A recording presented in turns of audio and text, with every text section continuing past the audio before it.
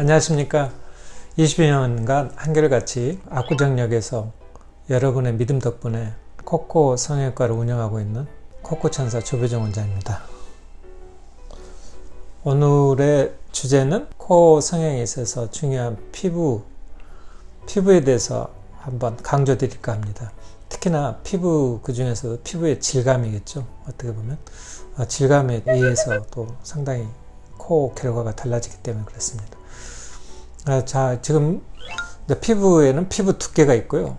얇고 두껍게 하는 피부 두께, 그 다음에 피부가 잘 늘어나냐 안 늘어나느냐 하는 그런 렉서티라는데요. 피부가 잘 늘어나는 사람, 안 늘어나는 사람. 물론 피부가 두툼한 사람이 잘 안 늘어나는 경우, 피부가 두툼하니까 잘 안 늘어나는 사람이 많습니다. 피부가 얇은 사람이 잘 늘어나는 사람. 근데 또 얇다 그래서 잘 안 늘어나는 사람도 의외로 많습니다. 그런 거. 그 다음에 이제 피부가 부족한 거, 여유가 있는 거, 이렇게 나눌 수 있는데, 먼저 간단하게 피부 여유에 대해서 조금 먼저 이야기를 할게요. 매부리 코를 이렇게 깎게 되면은, 낮추게 되면은 콧등의 중간 부위의 매부리 부위가 낮아지면서 피부가 남아요. 그 남는 피부가 코끝 쪽으로 아래로 내려오게 되거든요. 이렇게. 그러면 피부가 처져요. 그게 피부 여유죠. 이런 즉 이러한 코 상태, 피부가 매부리가 있어서 여유가 생긴 경우, 이런 경우에 수술 후에 가장 문제되는 것은, 항시 부작용이 생기는 것은 피부가 여유가 생겼기 때문에 다시 내려온다는 거예요. 그러면은 피부가 내려오는 주 근본적인 이유는, 피부는 그 아래쪽에 있는 연골이나 뼈대에 또는 보형물을 넣었을 때 그런 보형물이나 콧대에 올리는 재료에 달라붙어 있어야 하는데, 코끝 부위의 연골 부위에서도 시간이 지나면서 말랑말랑거리고, 콧대 위에 있는 그런 재료의 위에서도 미끄러져 내려오는 성질이 시간이 지날수록 그게 가소가 됩니다. 특히나 콧대를 만지게 되고, 이렇게 조금 부드럽게 되려고 만지게 되면 더욱더 그 남는 피부가 결국은 코끝 쪽으로 내려와서 화살표 코가 되겠죠. 그래서 매부리 코 수술에 있어서 피부는 깎게 되면 남게 된다는 걸 말씀드리고, 마찬가지로 코가 큰 사람을 줄였을 때도 남는 피부가 다 아래쪽으로 내려가서 결국은 아래쪽으로 쭉 코주부처럼 내려오는 그러한 코가 좀 아주 좀 변형이 있어서, 이제 그런 경우는 뭉툭한 코가 아래로 내려오기 때문에 화살표라기보다는 코끝이 아래로 피부가 많은 피부가 내려와서 뭉툭한 코가 되는 이런 변형. 그래서 피부가 남았을 때의 이야기인데, 그것은 사람의 피부가 유착, 그 아래쪽에 있는 연골이라든지 콧대로 올리는 재료에 얼마나 잘 유착돼서 구축이 돼서 잘 있느냐에 따라서 좀 달라진다고 볼 수 있습니다.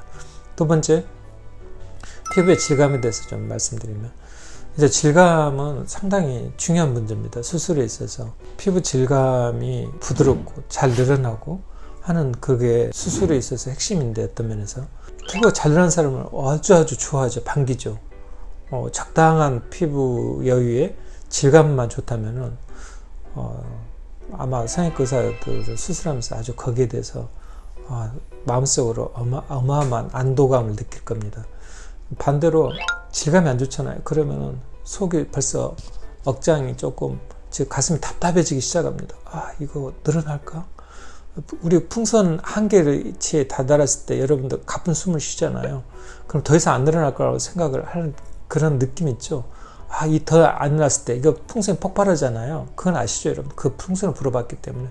그럼 더 이상 늘어날 수 없는 피부들, 늘어나지 않고 폭발하는 거, 수술에 있어서는 염증이 생기는 거라 코가 뒤로, 코가 들리게 된다는 거죠.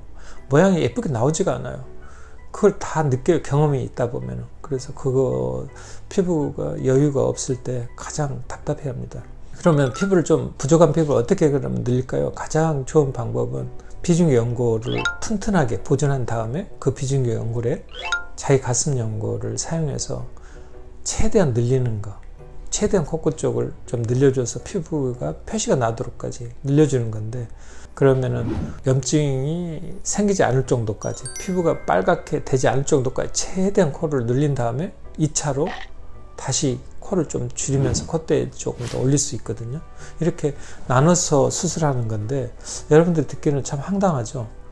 그런데 사실은 여러분들이 그렇게 하고 있는 겁니다. 피부 부족한 사람 점점점 코끝은 안 예쁘더라도 실리콘만 딱 넣어요. 계속 또 더 큰 거, 더 큰 거. 그러면 어느새 피부가 얇아져서 늘어나 있는 거예요. 그리고 다시 세 번째, 네 번째 수술할 때는 코끝을 예쁘게 할 수 있는 상황이 된 거예요. 자기도 모르게 본인이 재수술하면서 피부를 늘린 거죠. 어떻게 보면. 물론 그것의 단서 중에는 염증이 생기지 말아야 한다는 겁니다. 염증 생기면 이제 굳히기 오니까 돌아오면 타물이 되겠죠. 약간 피부를 늘리는 건 첫 번째로 잘 되지 않고 두 번째 또는 세 번째 수술을 통해서 늘어난 피부를 거기에 맞춰서 수술을 한다고 할까요? 그렇게 하면 코가 이제 예쁜 코가 되는 그런 경우가 사실은 여러분들한테는 참 아이러니한 이야기지만은 그런 경우가 심심찮게 제가 겪어보는 일입니다. 그 다음에 코 두께에 대해서 이야기하면 피부가 얇냐 두껍냐 이런 문제인데, 두꺼우면 재료 선택에 있어서는 두꺼울수록 실리콘을 넣을 수 있는 좋은 기회가 되고, 얇을수록 실리콘을 넣지 못하고 가능하면 생체 조직이라든지 표시가 안 나는 재료, 어느 정도 좀 올린다고 그랬을 때 이야기를 말씀드리는데 1~2mm 정도는 표시가 나지 않습니다. 당시 실리콘 다시 말씀드리지만. 그렇지만 3~4mm를 올려갈 때는 시간 지나면서 한 4~5년 지나면 대부분 표시 나거나 얇아져서 또는 빨갛게 되거나 하얗게 비치거나 이렇게 되는 거죠.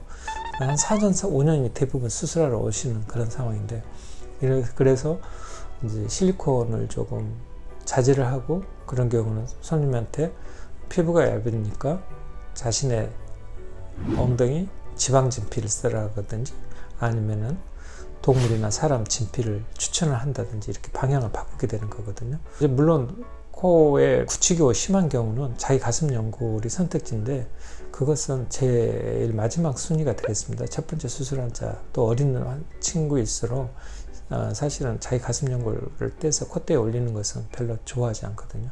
이제 지금 이야기의 핵심은 콧대, 코끝을 나눠서 지금 이제 이야기가 돼야 하고요. 코끝 쪽에는 가능하면 연골로 쓰고, 또는 연골을 다 최종적으로 마무리한 다음에 마지막으로 코끝 방패상 연골을 덧뜰 때 그 연골 대신에 피부가 얇은 사람은 진피를 쓰거나 연골 위에 진피 또는 진피만 쓰는 경우가 있거든요. 그것은 피부가 표시가 나기 때문에 그러는 거고요. 얇아서.